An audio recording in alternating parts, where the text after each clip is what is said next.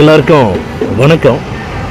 இந்த பதிவில் எதை பற்றி பார்க்க போகிறோம் அப்படின்னா, அதாவது மக்களே, நாங்கள் தளபதி விஜய் அவர்கள் அரசியல் கட்சி ஆரம்பிச்சதுக்கு அப்புறமா அவர் திரைப்படத்துறையே வேண்டாம், 33 வருஷமாக தமிழ்நாட்டு மக்கள் தான் எனக்கு எல்லாமே கொடுத்தாங்க சினிமா மூலமாக.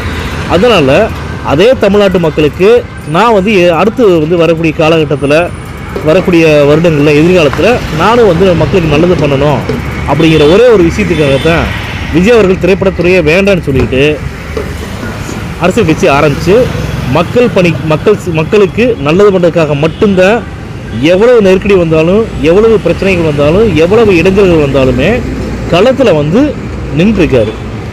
அப்போ எங்களுக்கு பிடிச்சி போய் விஜய் அவர்களுக்கு உண்டான விஷயத்தை நாங்கள் பதிவு போட்டால், கண்ட மேனிக்கு அவரை கடுமையாக விமர்சனம் பண்ணி பதிவு போடக்கூடிய ஈர ஜென்மங்களுக்கு நான் என்ன சொல்கிறேன்னா, நீங்கள் தளபதி விஜய் அவர்களை கடுமையாக விமர்சனம் பண்ணுற மாதிரி இருந்தீங்கன்னா, நீங்கள் எந்த கட்சியை சார்ந்தவங்க, உங்களுடைய கட்சி தலைவர் யார் அப்படிங்கிறத மட்டும் தயவு செஞ்சு மறக்காமல் நீங்கள் கமெண்ட் பண்ணுங்கள். அப்போ தான் உங்களுக்கு சரியான பதிலடியை எங்களால் கொடுக்க முடியும். திரும்ப நான் சொல்கிறேன், விஜய் அவர்களை கடுமையாக விமர்சனம் பண்ணக்கூடிய ஈனப்பிறவிகள், ஈன ஜென்மங்கள் யாராக இருந்தாலுமே, நீங்கள் எந்த கட்சியை சார்ந்தவங்க, உங்களுடைய கட்சி தலைவர் யார், அந்த உலகமாக உத்தமர் யார் அப்படிங்கிறத மென்ஷன் பண்ணி நீங்கள் எங்களுடைய யூடியூப் சேனலுக்கு பதிவை போடுங்க. அப்போ தான் உங்களுக்கு சரியான பதிலடியை நாங்கள் கொடுக்க முடியும். சரிங்களா? அதனால் மக்களே, இன்றைக்கி நடந்தது சிவாஜி கிருஷ்ணமூர்த்தியை அவனுக்கு சிவாஜி கிருஷ்ணமூர்த்திக்கு 3 வருட சிறை தண்டனை கொடுத்துட்டாங்க.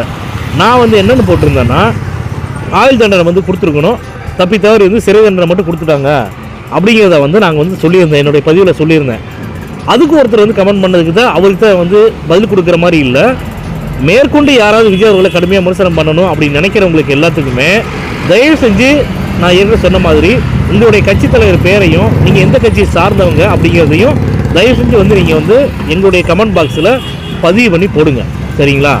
அதாவது மக்களே, நல்லது பண்ணுறதுக்காக ஒருத்தர் வரான்னு வச்சிங்களே, இருக்கக்கூடிய ஆளுங்கட்சி சார்ந்தவங்களாக இருக்கட்டும், எதிர்கட்சி சார்ந்தவங்களாக இருக்கட்டும், அந்த மனுஷனை நல்லது விடாமல் அரசியலில் நிற்க விடாமல் என்னென்ன இடங்கள் கொடுப்பாங்க அப்படிங்கிறது விஜய் அவர்களுக்கு கொடுக்கும்போதே நம்ம தெரிஞ்சுக்கலாம்.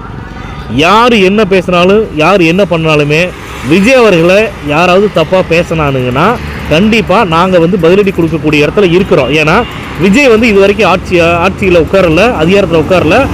அதனால் அவர் மேலே எவனும் ஊழல் வழக்கு சொல்ல முடியாது.